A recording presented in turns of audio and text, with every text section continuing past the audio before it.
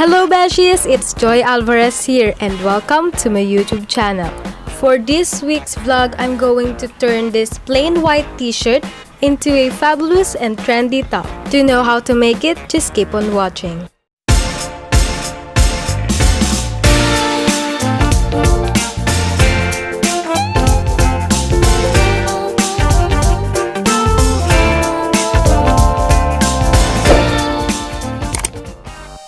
So I decided to refashion this plain t-shirt.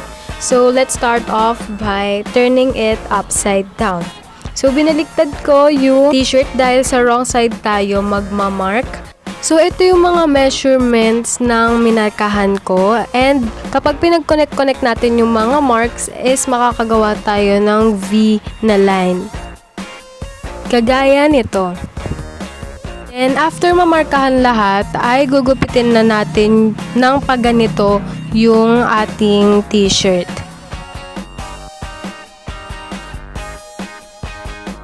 So ganito na yung itsura ng t-shirt natin. Pero kung fitted naman sa inyo and maganda naman yung fit ng t-shirt nyo sa inyo, then you can skip this step.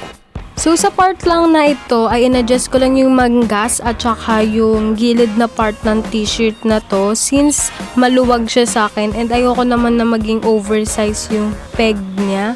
So sa side part ng t-shirt na to ay nag-measure ako ng 1 inch and after i-connect yung mark makaka-create ako ng vertical line. Ngayon naman from the bottom edge ay nag-measure ako ng 10.5 inches. So note lang na iba-iba yung gusto nating length. Gusto nyo ng mas mahaba, then pwede nyo i-measure ng mas maliit like 9 inches.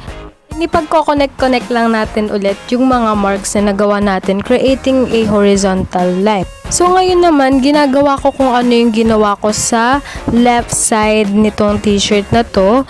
But you can skip this again if your t-shirt is fitted or gusto nyo na yung fit or yung haba ng manggas ng t-shirt nyo.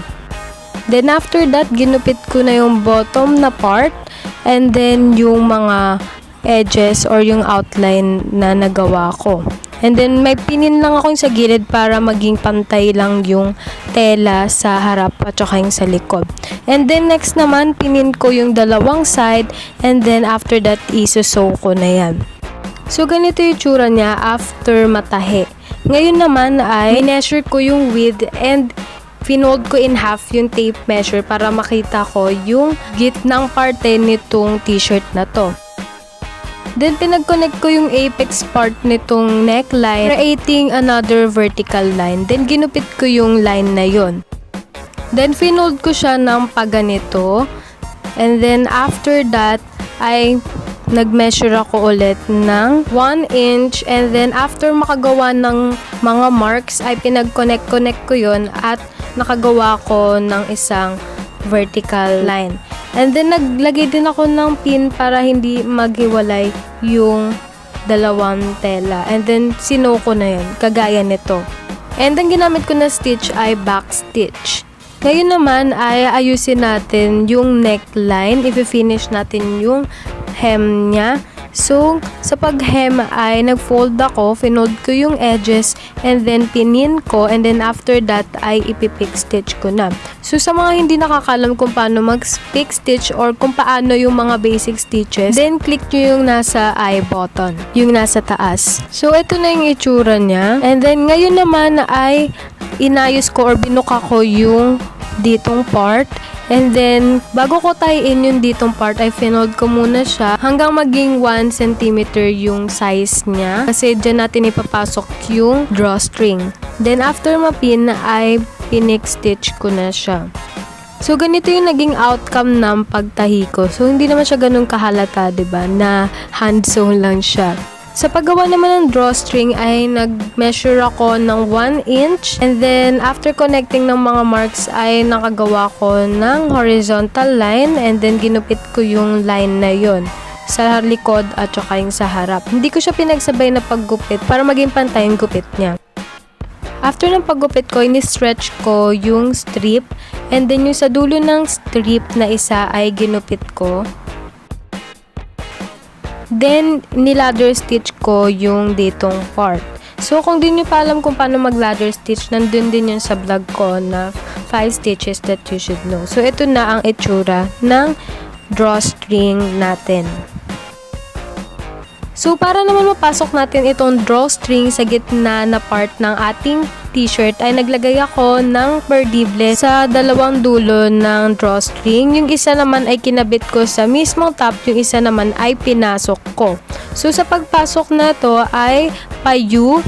After mapasok sa isang side, ipapasok ko naman siya sa kabilang side. Then, pinantay ko lang yung drawstring after. Then, inayos ko lang yung drawstring. Ngayon naman yung sa gilid na part or yung edges nito ay maglalagay tayo ng lettuce edges. So dahil wala tayong machine para makagawa nun ay hinila ko na lang siya ng paganito. If gusto niyo naman na perfect yung edges niya na lettuce stitch, you can use machine or you can hem stitch the edges after stretching. So, pwedeng blanket stitch or iikot-ikot nyo lang yung pagka-stitch niya. So, maybe gagawa din ako ng tutorial about that. So, this is the outcome of this DIY. Napakaganda niya and super trendy. Excited na ako i-ramp to. I hope gumawa din kayo nito. Love it!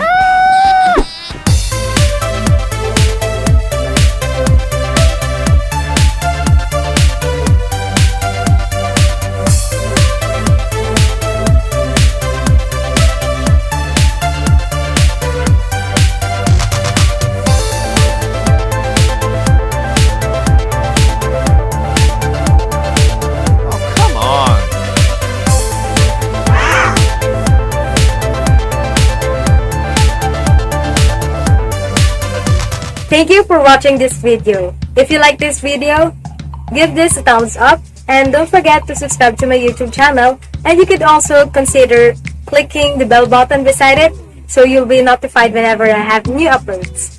You could also like clicking my playlist of my transformation videos. So bye! Always Aura!